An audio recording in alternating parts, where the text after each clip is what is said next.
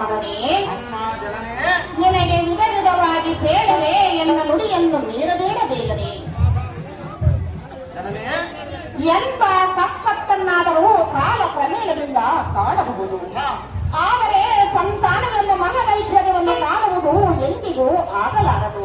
ಕಂದ, ನಮಗೆ ದೊರಕಿದ ಫಲವನ್ನು ನಾವು ಪ್ರಾಪ್ತಗೊಳಿಸಬೇಕಲ್ಲದೆ ಮಂಕುತನದಿಂದ ಕೌರವನ ಬಿಂಕವನ್ನು ಮುರಿಯುವುದೆಂದರೆ ಎನ್ನ ಮನಸ್ಸು ಒಪ್ಪದು. ನೀನು ಸರ್ವತಃ ಹೋಗಬೇಡ ಪುತ್ರ ಕೋಮಲಗಾತ್ರ.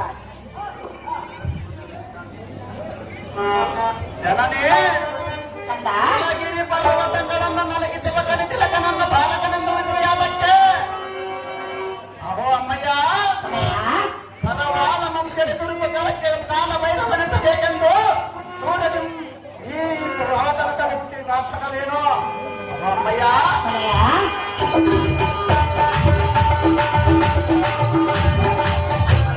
ವಿರೋಧಗಳ ಸಮೂಹದಲ್ಲಿ ಗರುಡನ ಮರಿಯು ಬೆದರುವುದೇ ಒಂದೇ ಚಾಲೆಯು ಹಿಮಕರಿಸುವುದೇ ವೃತ್ತದ ಕಾಂಕ್ಷಿ ಎಂಬ ಮತ್ತು ಗೋಪಾಲನ ಚಾಲೆ ಎಂಬುದು ಎತ್ತು ಹಿಡಿಸುವುದು ವಸ್ತ್ರ.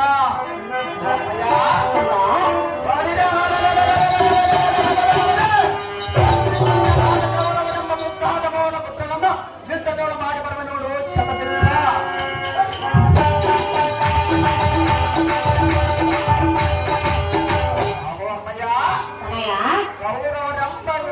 ಕೌರವರೆಂಬ ದೇವರದ ಒಂದು ವೀರ ಮಾತೆ ಎಂಬ ಭಾವವನ್ನು ಜನನವ ಆಶೀರ್ವಾದ ಮಾಡು ಮಾತೆ. ಕುಮಾರ, ನಿನ್ನ ಹಠವನ್ನು ಬಿಡಲಾರಿಯ ಮಗನೇ? ಕಂದ, ನೀನು ಯುದ್ಧಕ್ಕೆ ಹೋಗಿ ಹಿಂತಿರುಗಿ ಬಂದರಂತೂ ಒಳಿತಾಯಿತು. ಇಲ್ಲವಾದರೆ ನಮ್ಮನ್ನು ನಡು ನೀರಿನಲ್ಲಿ ಕೈ ಬಿಟ್ಟಂತಾಗುವುದಿಲ್ಲವೇ ಕಂದ?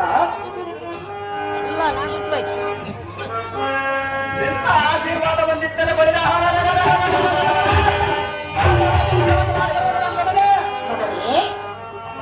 ಹೇಳಿದನು ಕೇಳು. ಸಲ್ಲಾಗುತ್ತೀ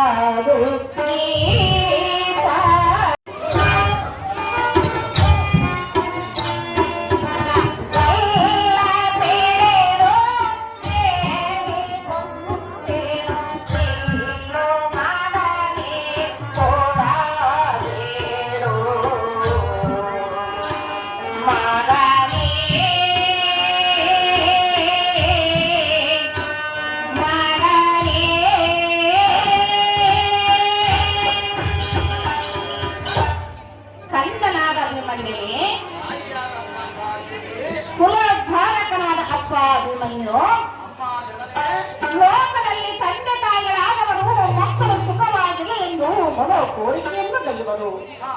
ಘೋರ ತರಮಾದ ರಣಮಂಡಲಕ್ಕೆ ಮಾತಾಪಿತರು ಸುಖವನ್ನು ಎಂದಿಗೂ ಕಳುಹಿಸಲಾರರು. ಕಂದ, ಜಲನಿಧಿಯ ಮಟ್ಟಿಯನ್ನು ಪಕ್ಕು ಹಿಂತಿರುಗಿ ಬರಬಹುದು. ಅಹೀಪತಿಯ ಪರಿಮಂಡಲವನ್ನು ಕಾಣಬಹುದು. ಮೃತ್ಯುವಿನ ಸಮ್ಮುಖಕ್ಕೆ ಹೋಗಿ ತಿರುಗಿ ಬರಬಹುದು. ಆದರೆ ಪದ್ಮಯೂರವನ್ನು ಪಕ್ಕು ಗೆಲುವು ತಂದಿ ಎಂದಿಗೂ ಬರಲಾರದು. ಕಂದ, ಬಲ್ಲಿಯರೊಡನೆ ಗೆಲ್ಲು ಹೋಗೆಂದೆಂದಿಗೆ ನಾನು ನೇಮವನ್ನಿಟ್ಟರೆ ಬಲ್ಲ ಪುರುಷರಾದವರು ನನ್ನನ್ನು ಕಲ್ಲೊಡಲಿಸುವ ಎಂಬುದಕ್ಕೆ ಸಂಶಯವೇ ಇಲ್ಲ. ಆದ ಕಾರಣ ನಿನ್ನ ಗಲ್ಲ ಹಿಡಿದು ನಾನು ಬೇಡಿಕೊಳ್ಳುವುದು.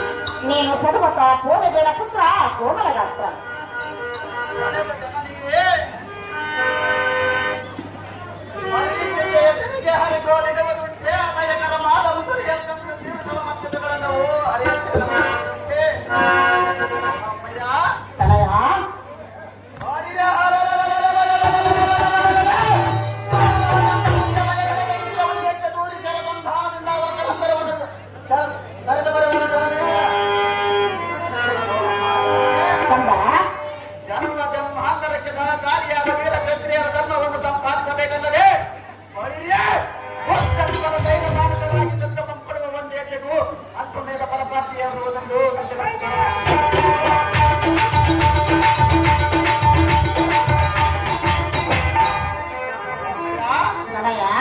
ಶಾಶ್ವತವಾದ ಶರೀರವನ್ನು ನೆಚ್ಚಿ ಹಿಂದೆಲ್ಲದೆ ರಕ್ತವಾಗಿ ಹೋಗುವುದೆಂದು ಆರಲು ಎಚ್ಚರ ಪಟ್ಟಿರುವರು.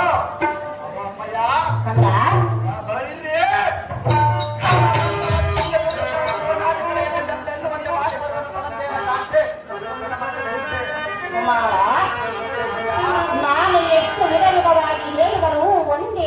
ಹಠವನ್ನು ಹಿಡಿದಿರುವೆಯಲ್ಲ ಮಗನೇ. ಹೌದು ಮಾತೆ.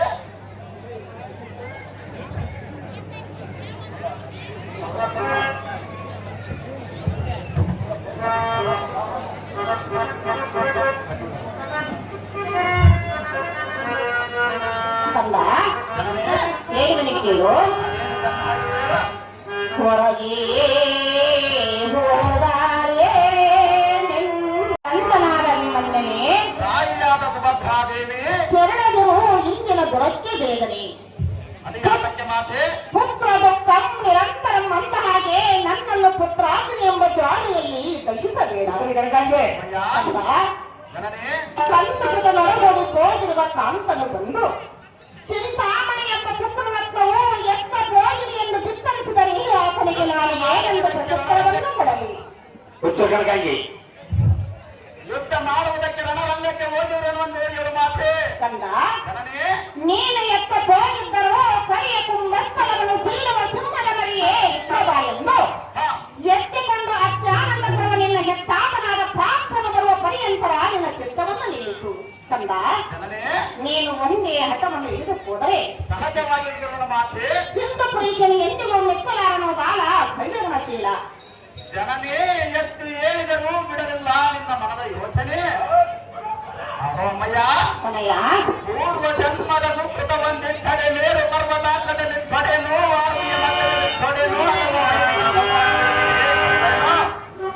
ಅಹೋಮನೆ ಕಂದ ಗಣಚೋದ್ಭವನು ಕರೆದ ಪ್ರಾರಬ್ಧ ಕರ್ಮವನ್ನು ಬಿಡುಗಡೆ ಮಾಡಿ ನಿಲ್ಲುವುದಕ್ಕೆ ಜೀವನ ಮುಕ್ತನಿಗೂ ಅಸತ್ಯವೆಂದ ಬಳಿಕ ತಾರಿಗೂ ಸಾಧ್ಯವಾಗಿದೆ.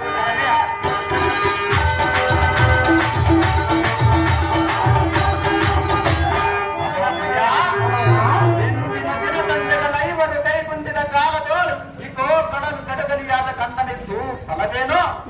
ಅಹೋಮಯ್ಯ, ಕುಮಾರ ಇಂದಿನ ದಿನ ಪುರಂದರ ವಿಜಯರನ್ನು ಹೊಡೆಗೂಡಿ ಬಂದರು ಎಂದರೇನು? ಅಹೋಮಯ್ಯ, ಮೊದಲು ಹೊರಗುವ ಜನ ಜಾಕ್ಷನ ಬಲ ಹಿಡಿದು ಚಕ್ರವನ್ನು ತುಳಿದರು ಅಡ್ಡಗಟ್ಟಿ ನಿಲ್ಲಿಸಿದನು. ಅಹೋಮಯ್ಯ, ಕಂದ ಜನ ಜಾಕ್ಷನ ಬಿಡುಗಣ್ಣಾದಿಗಳ ಬಿಡ ಬಲ ಹಿಡಿದು ಜನಕನಾದ ಪಾರ್ಥನ ಸಮರಕ್ಕೆ ಅನುವಾದರೆ ಅಹೋಮಯ್ಯ, ಕೊನೆಯ ನಮ್ಮ ತನುಮ ಮುದೆ ಒಡೆದು ಪತಾಕೆಯಲ್ಲಿರುವ ಹನುಮನ ಅಹೋಮಯ್ಯ,